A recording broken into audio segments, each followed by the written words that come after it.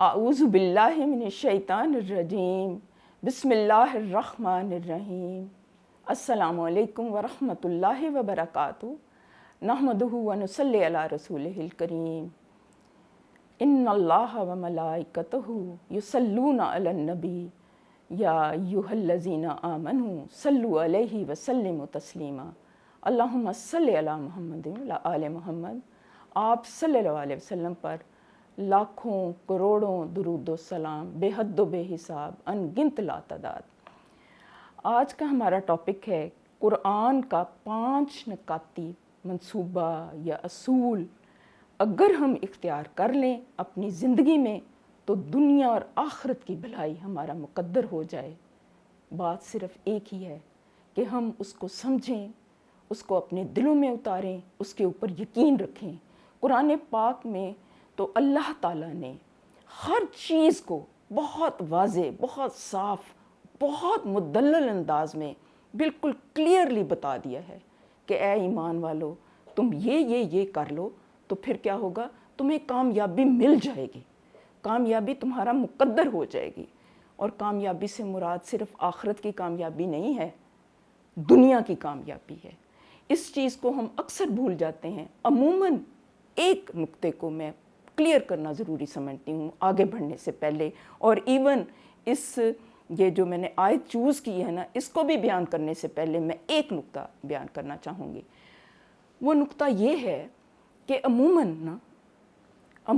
میں سب کی بات نہیں کر رہی، لوگ یہ سمجھتے ہیں کہ اگر ہم دین کی طرف آ گئے نا تو ہماری دنیا چھوٹ جانی ہے، ہمارا کیا بنے گا، ہم دنیا میں کیسے رہیں گے، ہم دنیا میں سروائیو کیسے کریں گے، ہمارے رزق کا کیا ہوگا، ہماری اولاد کا کیا ہوگا۔ تو شاید دین کی طرف آنے میں شاید فقیری ہے، غریبی ہے، اسرت ہے، مسکینی ہے، محتاجی ہے۔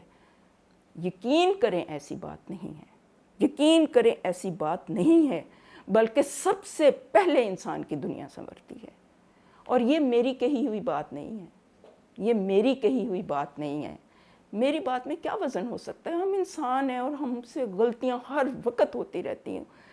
میں تو ایک ہی بات کہتی ہوں اور میں وہی کہوں گی اور میں بار بار کہتی رہوں گی کہ جو اللہ کی بات ہے، جو آپ صلی اللہ علیہ وسلم کی بات ہے، اس سے بڑھ کر وزنی اور طاقتور بات کوئی نہیں ہو سکتی۔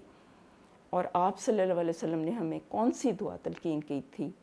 ربنا آتنا فی الدنیا حسنہ وفی الآخرۃ حسنہ وقنا عذاب النار، کہ یا اللہ ہمیں دنیا کی بھی بھلائی عطا فرما اور ہمیں آخرت کی بھی بھلائی عطا فرما اور ہمیں آگ کے عذاب سے بچا لے۔ تو سب سے پہلے دنیا کی بھلائی مانگی ہے، وہ اس لیے کہ ہماری دنیا حسین ہوگی، ہمارے پاس رزق ہوگا، یہ مادی نعمتیں بھی ہوں گی، اخروی نعمتیں بھی ہوں گی، معنوی نعمتیں بھی ہوں گی، حصی نعمتیں بھی ہوں گی، ہماری زندگی میں بھلائی ہوگی، اس میں کثرت ہوگی، تو ہم زیادہ کنسنٹریٹ کر کے دین کی طرف توجہ دے سکیں گے، عبادات ہماری بہتر ہو سکیں گی۔ وہ صحابہ جو تھے ان کے اندر ان کا ایمان کا لیول بہت زیادہ تھا، اس لیے کہ وہ حضور پاک صلی اللہ علیہ وسلم کے ساتھ رہتے تھے، انہوں نے حضور پاک صلی اللہ علیہ وسلم کو دیکھا تھا۔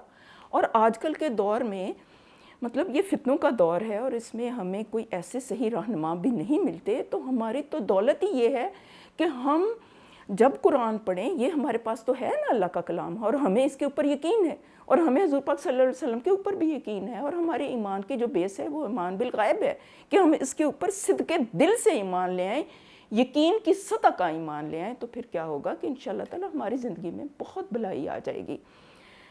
بات لمبی ہو گئی ہے لیکن بات کرنا ضروری بھی تھی۔ تو ایک دفعہ اسی سے ایک اور نقطہ مجھے یاد آ گیا کہ ایک دفعہ جو تھے نا، جب آپ صلی اللہ علیہ وسلم ہجرت کر رہے تھے نا، تو کوئی آپ کے پیچھے کسی نے تعاقب کیا تھا، غالباً میرا نام ذہن میں سے نام نکل گیا ہے، تو انہوں نے نا آپ صلی اللہ علیہ وسلم نے انہیں یہ کہا تھا کہ حالانکہ وہ قید کرنے آئے تھے، تو آپ نے انہیں یہ خوشخبری دی تھی، آپ نے معاف کر دیا تھا انہیں، تو آپ نے انہیں یہ کہا تھا کہ تم کسریٰ کے کنگن پہنو گے۔ سب سے پہلے آپ نے دنیاوی کامیابی کی نوید دی تھی، یہ نہیں کہا تھا کہ تمہیں آخرت میں جنت ملے گی، یہ کہا تھا آپ نے۔ تو یہ ہم اپنے اس کانسیپٹ کو دور کریں، اور یہ ہے کہ یہ تب ملتے ہیں دنیاوی نعمتیں جب کہ انسان ہو بہو دین کے اوپر عمل کرنا شروع کر دے، کیونکہ اگر ہم ہاف ہارٹیڈلی کریں گے تو اس کے ہمیں نتائج نہیں آئیں گے، اس کے نتائج ہمیں نہیں ملیں گے، نہ ادھر کے نہ ادھر کے، ایسے نتیجہ نہیں ملتا۔ تو جو قرآن پاک کی آیت چوز کی ہے نا وہ بہت زبردست ہے، یہ سورۃ العمران کی آخری آیت ہے۔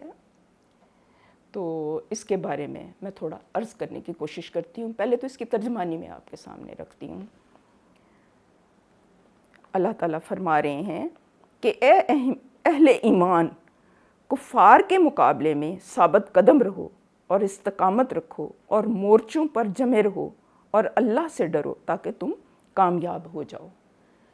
یہ سورۃ العمران کی آخری آیت ہے اور اس کو زینت القرآن بھی کہا جاتا ہے، اور اس میں معنی کا سمندر ہے۔ یہ ایک انتہائی خوبصورت ترین آیات ہیں، اور ہم اللہ تعالیٰ کے آگے جتنا جھک جائیں، جتنا شکر ادا کر لیں اتنا ہی کم ہے کہ اللہ تعالیٰ نے کیسے ایمان والوں کی خیر خواہی کرتے ہوئے انہیں عملی نکات دیے ہیں۔ 5 اصول اللہ تعالیٰ نے بیان کیے ہیں کہ اے لوگوں جو ایمان لے آئے ہو تو پھر ایمان کے تقاضے بھی نبھاؤ۔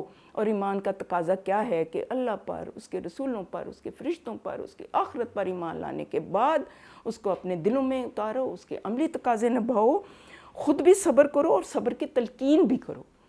اچھا، اب اس میں پہلا لفظ آتا ہے صبر۔ تو یہ قرآن پاک میں بار بار صبر کی تلقین کی گئی ہے نا، اور یہ بھی نوید بھی دی گئی ہے کہ صابرین کو ان کا جو اجر ہے وہ بے انتہا ملے گا، اس کا اجر بے انتہا ہے، اس کی کوئی کاؤنٹ ہی نہیں کر سکتا۔ اور پھر یہ بھی اللہ تعالیٰ نے قرآن پاک میں کہا ہے نا کہ ان اللہ مع الصابرین، اللہ تعالیٰ صبر کرنے والوں کے ساتھ ہو جاتا ہے۔ تو صبر کو تھوڑا سا ہم اس ڈیفینیشن کو سمجھ لیتے ہیں تاکہ ہمارے ذہن میں صبر کا جو مفہوم ہے نا وہ بالکل واضح ہو جائے، کلیئر ہو جائے۔ صبر کا مطلب ہوتا ہے کہ اپنے آپ کو، اپنے نفس کو روک لینا، باندھ لینا، اپنے نفس کو روک لینا، باندھ لینا، یعنی مختلف قسم کے حالات میں، مختلف قسم کی سچویشنز میں، مختلف قسم کی محرومیوں میں، مختلف قسم کی پریشانیوں میں اپنے نفس کو جزا و سزا سے روک لینا، شکایت سے روک لینا۔ یہ تو اس کا ایک پہلو میں اس کا ہے۔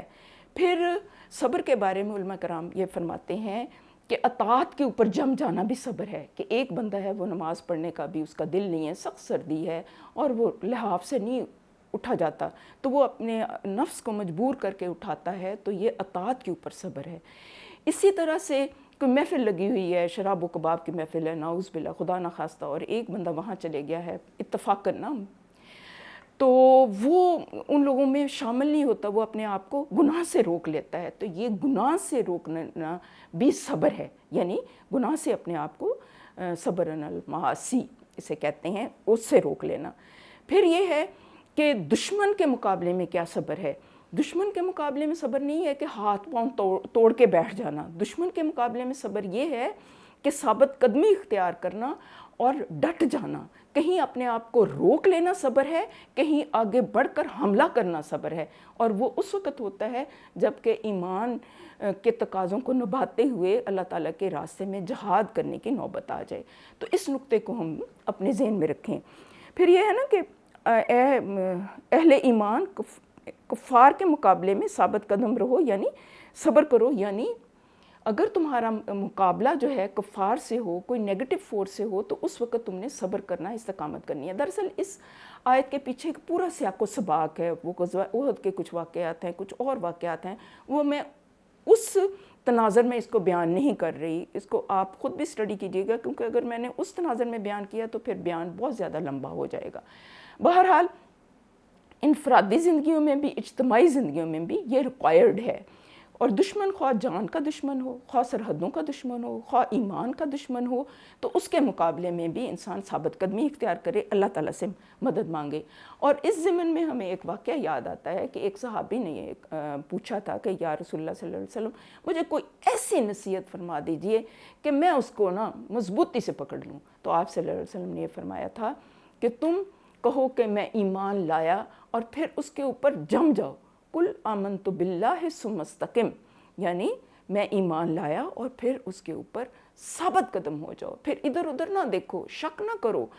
اور پھر یہ اللہ تعالیٰ نے یہ بھی بیان فرمایا ہے، ہمیں روایات میں ملتا ہے اور تعلیمات میں ملتا ہے کہ ایمان والے تو وہ ہیں جو کہ جب ایمان لے آتے ہیں تو پھر وہ شک میں نہیں پڑتے، پھر وہ ڈٹ جاتے ہیں، پھر وہ ادھر ادھر لومڑیوں کی طرح ادھر ادھر مختلف راستے اختیار نہیں کرتے. اور پھر اس بارے میں اور بھی بہت سی روایات ہیں، احادیث ہیں.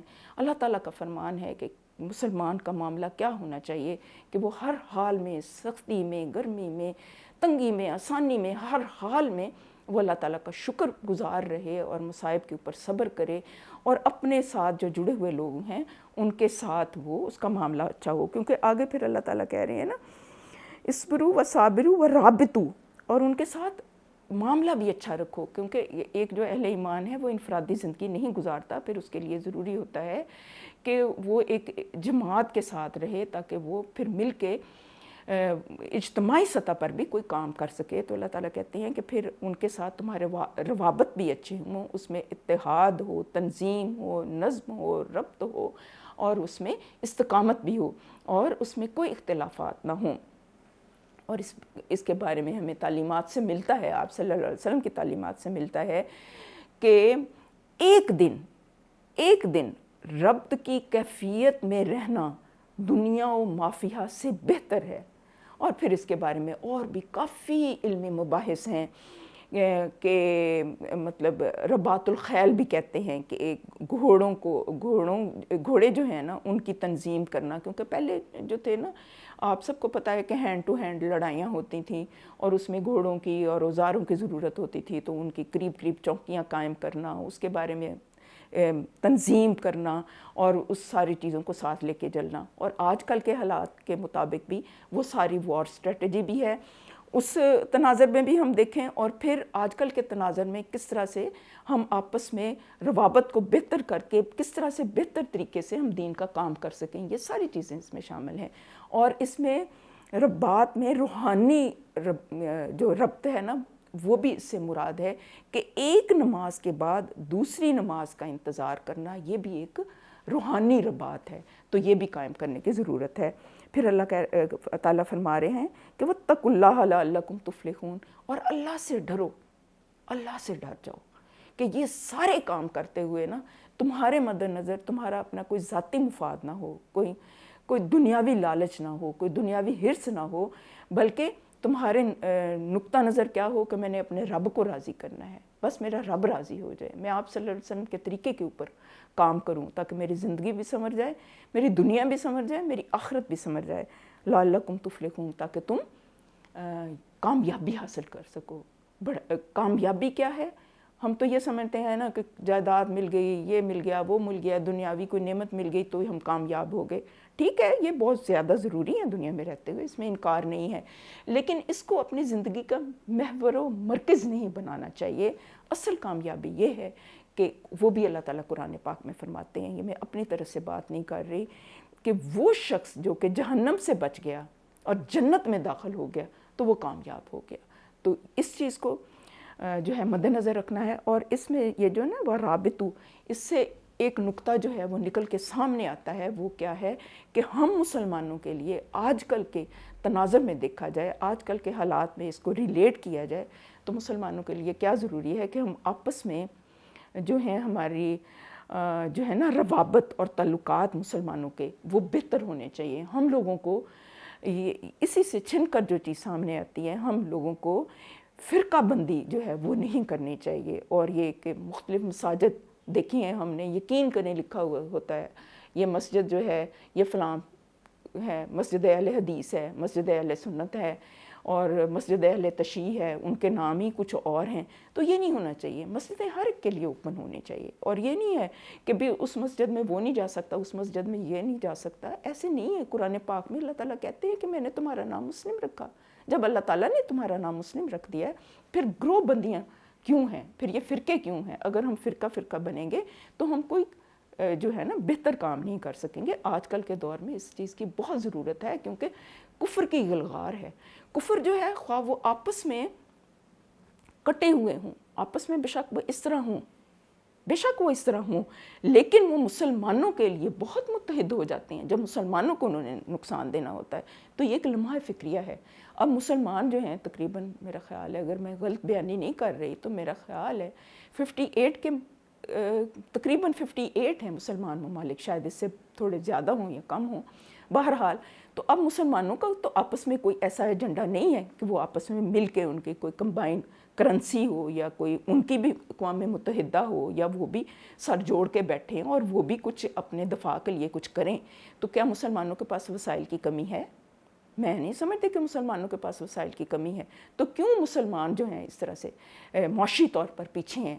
مسلمانوں کو اس چیز میں بھی آگے بڑھنا ہے، خاص طور پر ہم پاکستانیوں کو، کیونکہ انسان معاشی طور پر مضبوط ہوتا ہے تو اس کے اندر ایک کانفیڈنس ہوتا ہے، اس کے اندر ایک کانفیڈنس ہوتا ہے. ہمارا یہ جو تصور دیا گیا ہے نا کہ اسلام شاید غریب ہے، تو مسکینی کا نام عاجزی ہے، عاجزی ہے اس کا نام. عاجزی اور چیز ہے، اور یہ دست سوال دراز کرنا اور چیز ہے، وہ محتاجی ہے. خدا کے لیے مسلمان اس چیز کے اوپر غور کریں، اور ہم پاکستانی بھی انفرادی سطح پر بھی اور اجتماعی سطح پر بھی ہم اپنے وسائل کو ضائع نہ کریں. اللہ تعالیٰ نے یہ جو ہمیں نکات بتائے ہیں نا، یہ صرف پڑھنے کے لیے نہیں ہے، یہ اللہ تعالیٰ نے ہمیں بتایا ہے کہ تم نے اس کے اوپر عمل کرنا ہے. یہ صرف میں یہ پڑھ کے میں اٹھ جاؤں تو اس کا کوئی فائدہ نہیں ہے، یہ بس ایک لیکچر ہے. لیکن مجھے پتہ ہے کہ یہ اس میں سے اگر کوئی ایک بندہ بھی، میں یہ سمجھتی ہوں، مجھے پتہ ہے کہ عموماً لوگ سنتے ہیں، کوئی نہیں سنتے، کوئی ادھر سے سنتے ہیں ادھر سے نکال دیتے ہیں، لیکن مطلب یہ ہے کہ اگر کوئی ایک شخص بھی کسی ایک بندے کے اندر، کسی ایک بندی کے اندر بھی یہ جذبہ بیدار ہو جاتا ہے نا کہ ہم مسلمانوں کو کچھ نہ کچھ تو کرنا ہے، ہم نے ہاتھ پاؤں توڑ کے نہیں بیٹھ جانا. اور جو ہمارے نوجوان لوگ ہیں انہیں چاہیے کہ وہ آگے آئیں اور وہ اس طرح سے قرآن پاک کے ساتھ جڑیں، تاکہ انہیں پتہ چلے کہ ان کا رب ان سے کیا کہتا ہے، آپ صلی اللہ علیہ وسلم ان سے کیا کہتے ہیں. تو اللہ تعالیٰ نے بالکل واضح کر دیا ہے کہ تم اس طرح سے کرو، یہ جو میں نے نکات تمہیں دیے ہیں تو انشاءاللہ تعالیٰ تمہیں کامیابی ملے گی. لعلکم تفلحون اللہ تعالیٰ فرما رہے ہیں. تو ہم اصل بات یہ ہے کہ ہم اس کے اوپر ہم یقین کریں. اسی طرح سے اتحاد کے بارے میں ایک سینگ ہے، بہت اچھی سینگ ہے، کوٹ ہے، وہ میں آپ کے سامنے رکھتی ہوں. کہتے ہیں کہ اتحاد قائم کرنے کے لیے بظاہر آدمی اپنی ذات کی قربانی دیتا ہے، مگر اپنی ذات کو کھو کر وہ زیادہ بہتر طور پر اپنی ذات کو حاصل کر لیتا ہے. اتحاد کے بغیر وہ صرف ایک شخص ہے، مگر اتحاد کے ساتھ وہ ایک پوری قوم بن جاتا ہے. اتحاد قوم کی طاقت ہے اور اس کے ساتھ فرد کی طاقت بھی ہے. یعنی اس چیز کی ہمیں ضرورت ہے کہ ہم آپس میں مل جل کر رہیں، اور مل جل کر ہم اپنی انفرادی زندگیوں کو بھی بہتر بنائیں، اجتماعی زندگیوں کو بہتر بنائیں. کیونکہ زندگی جو ہے نا یہ حرکت کا نام ہے. اسلام ہمیں یہی درس دیتا ہے. آپ صلی اللہ علیہ وسلم نے پوری زندگی اسی طرح گزاری، محنت، مسلسل جد و جہد، اور اپنے ساتھیوں کو بھی اس طرح سے تیار کیا. تو اس چیز کے اوپر ہمیں خاص طور پر ورک کرنے کی ضرورت ہے. پھر یہ ہے کہ بس یہی ہے، اس کے لیے ہم دعائیں کریں، اللہ تعالیٰ سے التجائیں کریں کہ یا اللہ ہمیں صحیح معنوں میں مسلمان بنا دے، اور ہمیں حق کو حق کر کے دکھا دے، اور اس کے اوپر چلنے کی توفیق عطا فرما، اور باطل کو باطل کر کے دکھا دے اور اس سے بچنے کی توفیق عطا فرما. اللہ تعالیٰ آپ سب کا حامی و ناصر رہے، وہ آپ خوش رہیں، آباد رہیں، شاد رہیں، خیریت سے رہیں، عافیت سے رہیں. اللہ تعالیٰ ہماری اولادوں کو متقی لوگوں کا امام بنا دے، اور مسلمانوں کو اتحاد نصیب فرمائے، اور انہیں عدل حکمران نصیب فرمائے. وآخر دعوانا الحمدللہ رب العالمین. کوئی کمی کوتاہی ہو گئی ہو تو اللہ سے معافی کی خواہش کر رہا ہوں. والسلام.